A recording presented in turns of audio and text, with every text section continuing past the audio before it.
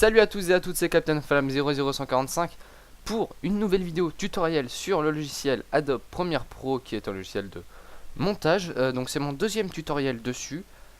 Mon premier tutoriel était basé et traitait des paramètres au lancement de Premiere Pro, des paramètres vidéo et aussi de l'interface graphique en général. On avait fait un peu le tour de toutes les fenêtres. Aujourd'hui on va continuer un peu en faisant ce que j'avais prévu dans la dernière vidéo. Donc je vous avais parlé d'accélérer ou décélérer une vidéo, comment on le fait. Il y avait aussi les principaux formats de rendu qui sont utilisés et qui sont efficaces et qui permettent d'avoir un gain de place assez conséquent. La position de la vidéo sur l'écran lors du rendu final. Et je vais aussi vous parler du gain audio, de l'effet de gain audio, qui pourra peut-être vous servir. Donc, pour cela, on va commencer déjà par importer une petite vidéo que j'ai fait il n'y a pas très longtemps, il y a à peine pas longtemps, en fait. Je sais pas trop, j'ai peut-être fait il y a 10 minutes, quelque chose dans le genre. Alors, faut juste que j'arrive à la retrouver, ce qui va être peut-être assez compliqué, hein. Ah nanana, c'est celle-ci. Bon, en fait, je l'ai pas fait il y a pas bien longtemps. Ah bon, elle est en utilisation. Tu te foutrais pas un peu de ma gueule. Bon, on va prendre celle-là, c'est pas un souci. Voilà, donc on a importé une petite vidéo. On va d'abord la placer sur la piste vidéo en faisant modifier les réglages d'une séquence afin que ça prenne la taille de l'écran. Voilà, j'ai filmé mon écran. Hop, on va juste abaisser un petit peu la visibilité de la timeline parce qu'on n'aura pas besoin de toute cette visibilité. Et on va d'abord commencer par gérer la position de la vidéo. Donc la position de la vidéo, c'est très simple. En haut à droite, on a un petit peu le moniteur de référence, c'est-à-dire ce qui va être enregistré à la fin lorsqu'on aura fait notre rendu. Donc on voit un petit peu ce sur quoi on est en train de travailler, comme je vous l'avais expliqué dans la première vidéo. On peut modifier la taille et le placement de cette vidéo dans la taille qui lui est impartie. Pour cela, il y a deux solutions. Soit on double-clique sur l'élément, donc sur la vidéo, et on peut voir apparaître, excusez-moi, un rond central au centre, qui est un petit peu le centre, on va pas appeler ça le centre de gravité de la vidéo, mais le point d'ancrage serait peut-être un petit peu plus mieux choisi. Donc voilà, on a ce point d'ancrage et en le sélectionnant, en cliquant, on peut bouger ce point. Voilà, ça calcule, on voit pas toutes les images, c'est pas un souci. On peut le bouger.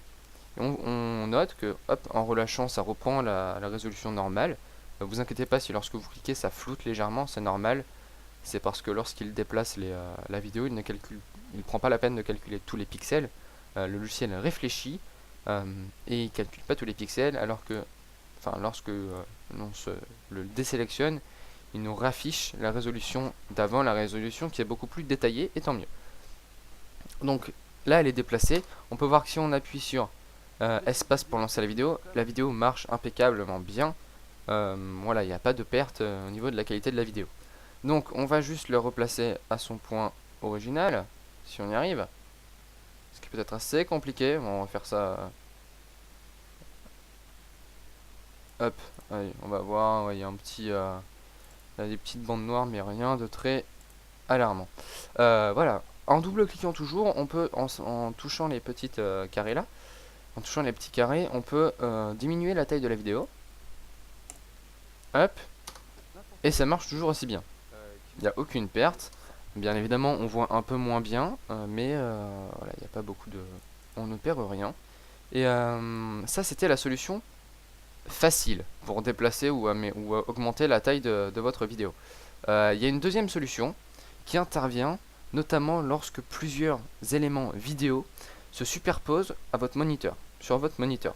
C'est-à-dire qu'en image de fond, on a cette image de bureau, et puis on pourrait penser que devant on a un titre. Et lorsqu'on crée un titre sous Premiere Pro, le titre prend la taille de tout le moniteur. Donc si on clique n'importe où sur l'écran, on va se retrouver à bouger le titre. Or, si l'on veut bouger le fond, on peut bouger le fond. Alors soit on, on lock, on bloque la piste que l'on ne veut pas bouger, afin de pouvoir sélectionner directement l'autre piste, car vous voyez que là, lorsque je double-clique, je ne peux pas la sélectionner. Bref, on la déloque, hop, en appuyant sur le petit verrou qui est juste là, que je ne vous avais peut-être pas montré. Voilà. Donc quand on veut accéder à un élément d'arrière-plan qui est difficilement accessible en double-cliquant, sauf si vous bloquez tout, ce qui peut être assez long à faire quand on a beaucoup de pistes vidéo qui se superposent, car là j'en ai 3, mais on peut monter jusqu'à une bonne dizaine facilement. On a une autre option, vous cliquez sur la vidéo, et vous allez dans la petite fenêtre en haut à gauche, option d'effet. Enfin pour moi c'est en haut à gauche, peut-être pas pour vous. Option d'effet, et là vous pouvez, en cliquant sur la petite flèche de la ligne trajectoire, ça développe les onglets, et on a tout ce qui traite de la position. Donc vous voyez qu'en bougeant un petit peu ça, il suffit de cliquer lorsqu'il y a les deux petites flèches comme ça, et vous orientez dans le sens voulu, à gauche pour diminuer, à droite pour augmenter. En premier, c'est la position du point central sur l'axe vertical. Non, horizontal, je dis des conneries. Sur l'axe horizontal, donc là on va le poser à 1000, on va voir ce que ça donne. C'est pas le bon, donc on va mettre à 900. 950. Hop, quasiment au milieu. On va juste le bouger afin qu'il soit parfaitement au milieu. Voilà, pas parfaitement au milieu, mais ça devrait suffire. Et à droite, un peu plus à droite, la position sur l'axe horizontal, cette fois-ci je me trompe. Non, vertical, cette fois-ci je me trompe pas. Voilà, donc vous pouvez aussi le bouger comme ça. C'est un peu plus difficile à faire, mais quand l'élément n'est pas accessible facilement, ça peut vous aider. Et vous pouvez aussi bouger, hop, vous pouvez bouger aussi l'échelle, donc c'est-à-dire la taille tout simplement de votre vidéo. On peut aussi effectuer des petites rotations. Bon, sur les vidéos ça donne un peu la gerbe, hein, mais il faut savoir qu'on peut le faire. Pour rentrer directement les données, quand vous savez exactement le chiffre que vous voulez mettre, vous cliquez tout simplement, vous avez un petit peu l'affichage de saisie, et là à ce moment là vous saisissez ce que vous voulez. Que dire. Il y a aussi la possibilité de faire des animations, mais ça je vous les montrerai pas aujourd'hui parce qu'on a déjà pas mal de choses à voir et que je m'étends déjà sur ça alors que c'est super simple. Voilà, il y a pas mal de... On peut faire des animations, mais je vous montrerai ça dans un autre tuto, peut-être dans le prochain, si j'y pense. Mais écoutez, regardez, je me le note déjà, comme ça, je sais ce que je dois vous montrer pour le prochain tutoriel. Voilà, on peut aussi toucher à l'opacité de la vidéo pour la rendre plus ou moins opaque et faire apparaître plus ou moins ce qu'il y a derrière. Bon, ça aujourd'hui, ça nous intéresse pas et puis on n'a pas l'occasion de vous le montrer. Hop, voilà. C'était tout pour ça, donc je vais le remettre en faisant des petits CTRL Z, tout simplement en supprimant ça, en le réimportant. Voilà, je vais remettre en format original. Ok, merveilleux. Je sais pas ce qui s'est passé. Oui, d'accord. Si, je sais ce qui s'est passé. Mais c'est pas bien grave. On va mettre ça là. Alors, je suis en train de faire du caca. Bref. Je veux ça là, moi. Ouais, merci. Donc, pour la position de la vidéo, c'est très simple. Il n'y a que comme ça. Ça marche aussi pour les images. Ça marche pour tout. Et vous pouvez faire des tas de trucs sympathiques. Surtout, si vous ajoutez en plus des petites animations, ça peut être sympathique. Alors ensuite, on va faire la même chose. On va réimporter, mais on va s'occuper de l'accélération, de la décélération d'une vidéo. Donc je vous avais montré la dernière fois l'outil compensé qui est, je ne sais plus où, hein, donc peut-être c'est ça, je suis pas sûr de moi. C'est celui-là. Donc vous voyez là, celui-là, allongement compensé, pas modification compensée, je me suis trompé, c'est allongement compensé, vous prenez et puis vous pouvez l'agrandir, faire ce que vous voulez avec. Ça touche aussi à la vitesse et vous voyez que là, hop, il est à 119,3%. La vitesse originale étant à 100%. Donc vous pouvez faire comme ça avec cet outil d'allongement compensé.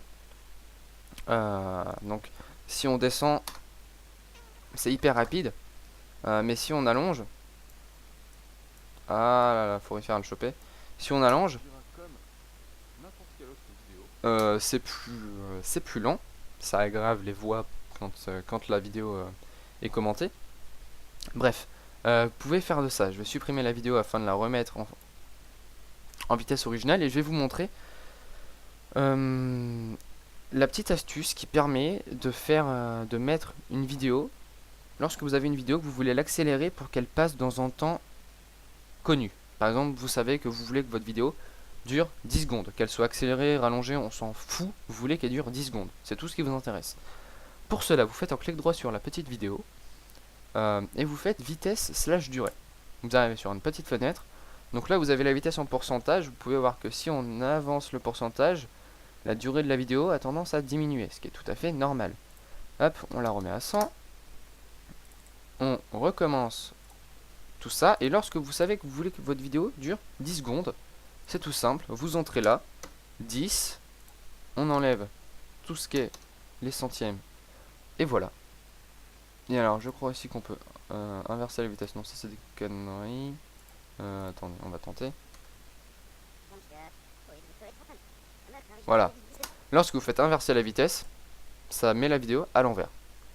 C'est tout simple. Nous, ça nous intéresse pas. Nous, ce qu'on veut, c'est la vidéo à l'endroit pour le moment. Hop. Donc là, la vidéo est contenue dans la durée de 10 secondes. C'est comme ça qu'on peut régler précisément au temps, le temps qu'on veut pour une seule vidéo. Si je veux qu'elle dure 1 minute, j'exagère beaucoup parce que la vidéo ne fait que 15 secondes, donc 1 minute, c'est beaucoup trop, mais ça va marcher.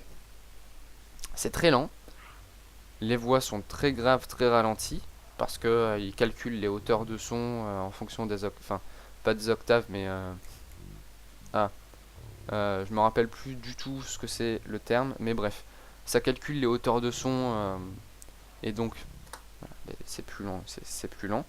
Voilà. Bon, hein, c'est rare quand on allonge une vidéo en entier. Peut-être vous allongerez une partie de vidéo. Dans ce cas-là, pour allonger une partie de vidéo, lorsque vous avez par exemple un début de clip que vous ne voulez pas allonger ou diminuer, mais un morceau du clip que vous voulez diminuer, vous prenez l'outil cutter. Alors moi je sais faire un peu que comme ça. Il y a peut-être d'autres solutions, je n'en suis pas sûr. Vous coupez l'extrait que vous voulez accélérer. Et sur cet extrait, hop, non, pas d'autre cutter. Et sur cet extrait, vous faites vitesse durée et là vous l'accélérez. Hop, alors pour l'accélérer en partant de la durée, il faut le diminuer.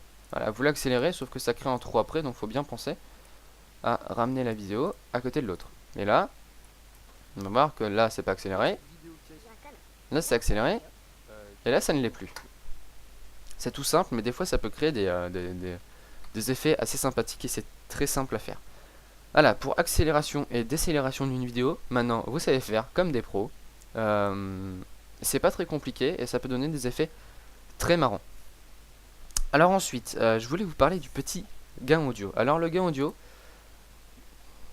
tout ce qui touche aux notions d'audio, bon, c'est pas mon terrain de jeu préféré, mais bon, je connais quand même quelques trucs. Alors pour afficher une fenêtre comme ça en grand, qui est à la base une partie de votre écran, vous cliquez sur la fenêtre, qui est en surbrillance un peu orange sur les côtés, et vous appuyez sur le bouton U accent grave.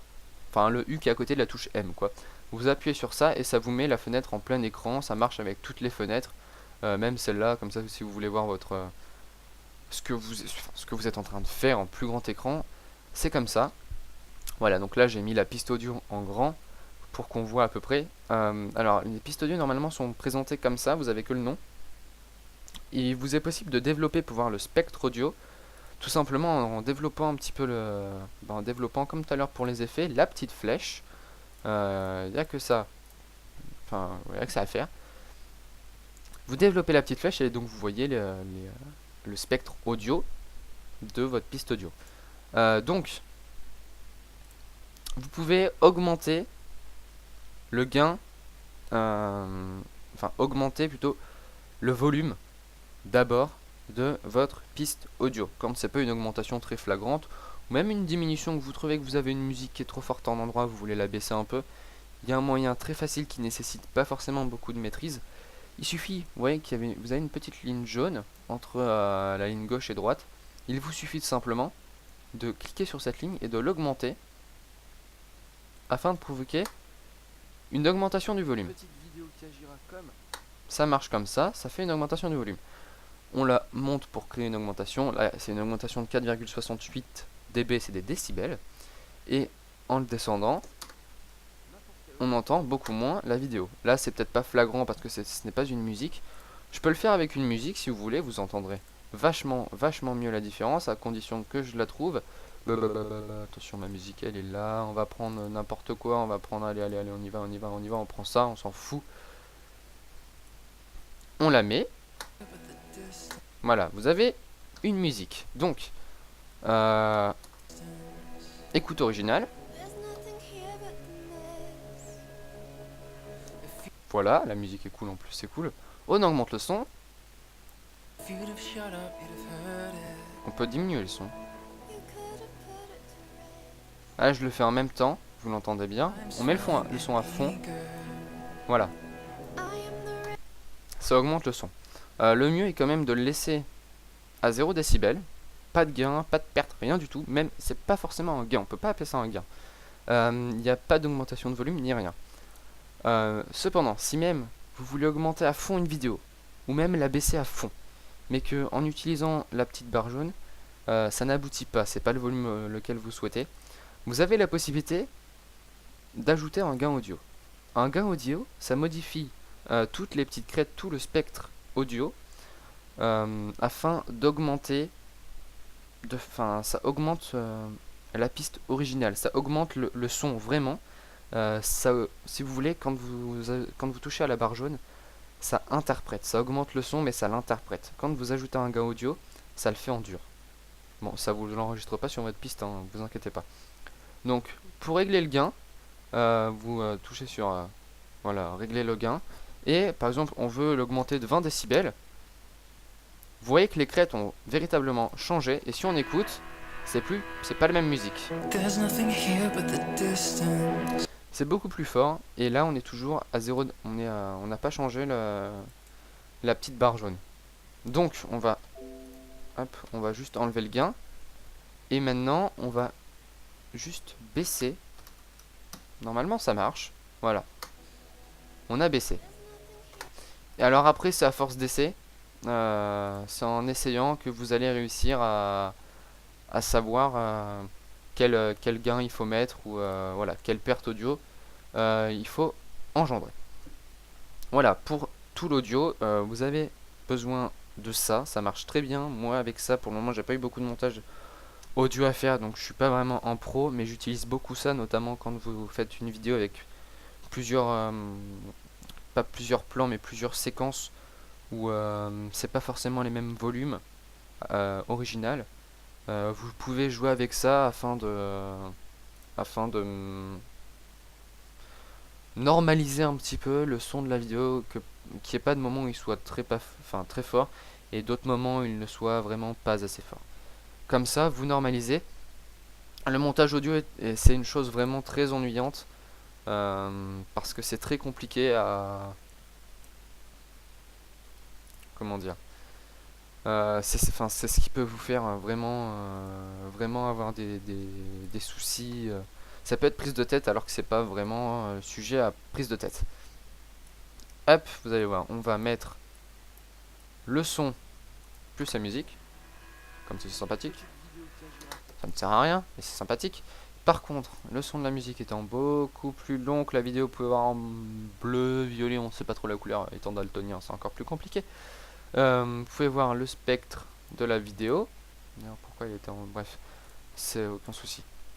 Vous pouvez voir la vidéo qui est beaucoup plus courte que le son, donc on va raccourcir le son au format de la vidéo. Alors ça se fait un petit peu pas bien, parce que c'est peut-être pas magnétisé, je ne sais pas, enfin bref, ce n'est pas grave. Ah oui, je ne vous ai peut-être pas parlé de ça. Lorsque vous cliquez avec votre petit curseur sur la timeline en haut, vous avez la possibilité avec les flèches de gauche et de droite de passer image par image, frame par frame, comme on dit en anglais, image par image. À gauche, alors ça fait des bruits bizarres, hein, c'est normal, c'est tout à fait normal, c'est parce que ça lit image par image avec le son qui appartient à l'image. Alors le son n'est pas très long. Et vous pouvez voir à droite, tout à droite, là, les toutes petites, enfin les petites barres vertes, le son. Là on peut voir que j'ai plus d'image, mais j'ai encore le son qui joue. J'ai deux images où il y a ça. Ce qu'on va faire,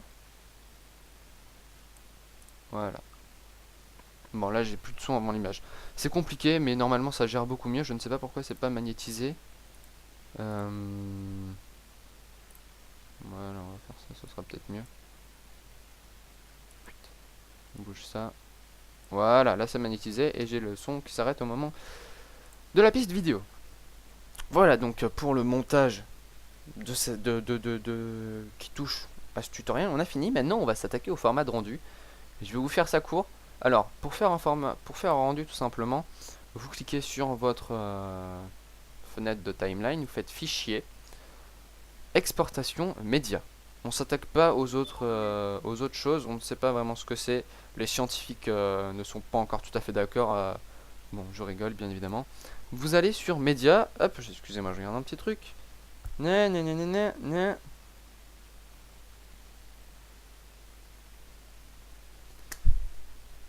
On s'en fout. Donc, on continue les formats de rendu.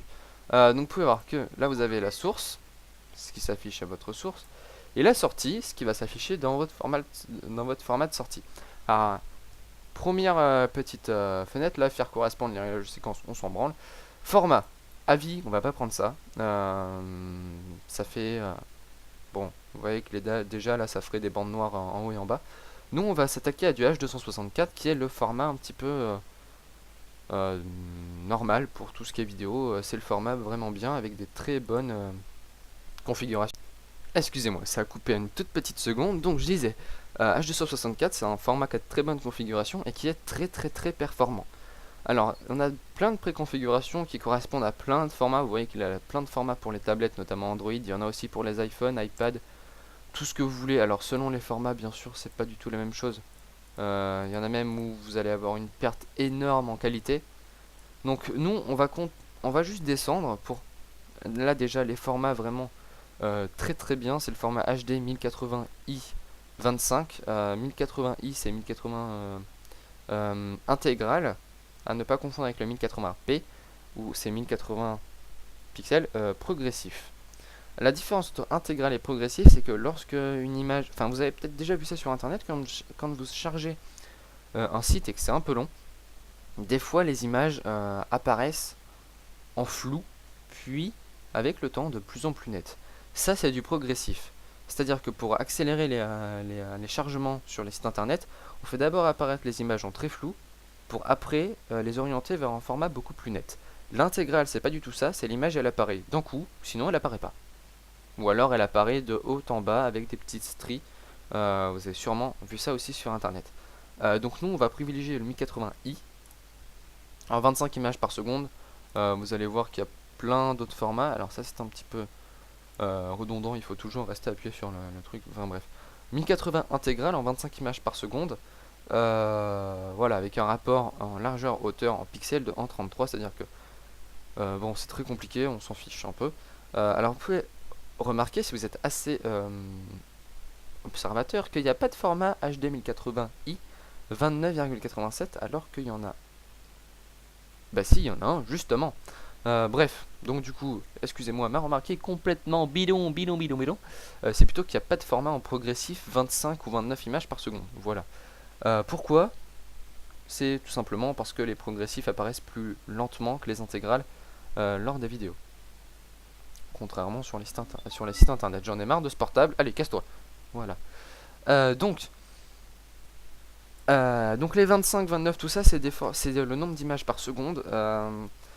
On va privilégier le 25 images par seconde parce que c'est un flux à peu près constant, très bien, très performant et enfin, il n'y a pas vraiment de différence à l'œil humain entre le 25 et le 29,97, donc autant prendre le 25. Vous allez me dire, oui mais moi sur les jeux vidéo, comme je suis un geek, il y en a des fois je vois quand c'est à 25, je note la différence entre 25 et 30 images par seconde. C'est normal, sur un jeu vous avez besoin d'un maximum de fluidité et quand vous bougez votre souris, vous savez si c'est fluide ou pas. C'est tout à fait normal. Donc là c'est en 1080, j'ai laissé comme ça. On peut aussi mettre en HD 720, enfin tout ce que vous voulez. Il y a des formats d'écran directement. Là, il y a des formats pour les hébergeurs de vidéos. Vous avez Vimeo, il y a YouTube, il y en a d'autres. YouTube, donc pareil pour YouTube, il y en a plein. Voilà, donc là, YouTube HD 1080i, je crois que c'est. Ou P, je ne sais plus du tout. En 23 images 25. Vous pouvez voir que bon, bah, la vidéo est petite, mais ça fait quand même une taille de fichier à 14 mégaoctets, ça vous calcule en même temps. Donc ça va, alors que si on met en HD, vraiment HD, 43, déjà on n'est plus du tout sur la même efficacité. Le HD, c'est vraiment le format où il y a... C'est original, quoi. C'est comme si vous aviez des photos ou des vidéos originales mises à la suite des autres, vous n'avez aucune perte. Par contre, c'est lourd. Voilà. Donc après, vous pouvez mettre un petit commentaire. Voilà, donc moi je mets un commentaire parce que j'aime bien ça, tout simplement. Vous pouvez changer le nom de votre rendu. Donc là, moi c'est séquence 1. Alors vous pouvez soit n'exporter que la vidéo, soit n'exporter que l'audio. Si vous n'exportez que l'audio, ça diminue grandement la taille. Si vous exportez la vidéo, c'est plus long. Si vous exportez que la vidéo, c'est toujours aussi gros. Voilà, donc là vous avez un petit résumé de tout ce qui se passe, avec plein de trucs sur le tramage, bref, des trucs incompréhensibles, ou pas. Alors vous pouvez aussi rajouter un peu de flou. Bon, c'est si vous voulez que la vidéo soit un peu nette, ou pas. Ça dépend. Ou si par exemple vous voulez que, par exemple sur internet notamment, vous avez une vidéo, vous la mettez en ligne, mais vous voulez pas qu'on puisse la voir entièrement, donc du coup vous mettez un peu de flou. Vous pouvez. Donc après vous avez des informations un petit peu plus précises sur le format de vidéo. La fréquence d'image qui peut monter jusqu'à 60, mais dans le cas où on monte à 60, il faudrait que la vidéo d'origine soit à 60 déjà. Il peut pas inventer les images, ce qui est totalement normal. Bref, vous avez vraiment plein de choses. Vous pouvez gérer l'audio. Vous avez les multiplexeurs. Qu'est-ce que c'est? Ne me demandez pas, je ne sais pas encore. Voilà, vous avez vraiment beaucoup de choses possibles avec beaucoup de formats. Et lorsque vous avez fini, il vous suffit de faire exporter.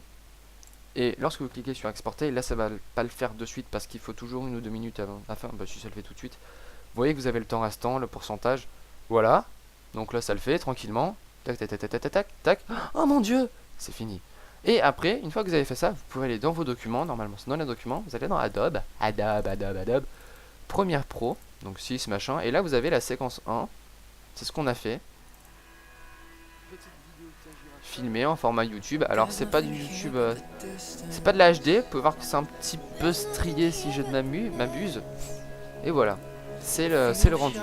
Alors, la différence entre le rendu et le projet Sony et le projet Premiere Pro, c'est bien évidemment la qualité, la taille et enfin c'est celui-là que vous allez pouvoir utiliser sur les hébergeurs de vidéos, je pense à YouTube ou Vimeo ou Dailymotion. C'est ce que vous allez pouvoir mettre, alors que ce que vous voyez à l'écran là, ici, ce n'est que l'état de projet. On peut pas mettre en projet Premiere Pro ni n'importe quel autre logiciel de montage Final Cut Pro ou Sony Vegas. C'est les seuls que je connais à peu près. Vous pouvez pas mettre les projets sur les hébergeurs. C'est impossible. Ça vous dira c'est pas accepté, ou même vous, enfin pour votre utilisation personnelle, vous ne pourrez pas. Voilà. Donc c'était tout pour ce petit tutoriel qui aura duré presque 30 minutes. Mais bon, je crois que c'est nécessaire. Je veux pas aller trop vite. Je veux vraiment vous expliquer un peu tout. On fait des choses assez simples, mais au moins vous savez faire après. Je vous explique tout. C'est un peu long des fois, je suis d'accord. Mais voilà, dans le prochain épisode, on verra notamment les animations. On verra d'abord les animations de placement de vidéos, comme j'ai failli vous montrer tout à l'heure. À savoir déplacer une vidéo sur l'écran de rendu en animation, c'est-à-dire qu'on voit son évolution. Ou encore on commencera à toucher à des petits effets. Voilà, on commencera à rajouter des effets. Et puis, on s'arrêtera là parce que ça sera déjà assez bien. Voilà, c'était Captain Fam 00545 pour la chaîne Crazy Gamers Band. J'espère que ça vous aura plu. N'hésitez pas à aller voir d'autres vidéos sur la chaîne. Il y a plein de choses qui arrivent. Bon, pendant les vacances, on a été un peu inactifs. Je ne sais pas quand arrivera ce tutoriel, mais je vais essayer de faire vite. On a été un peu inactif, mais là on va essayer de reprendre un petit peu avec la rentrée. Doucement cependant, parce qu'on étudie quand même à côté. Et voilà. Allez, je vous dis à plus. Bah, à plus du coup. Au revoir.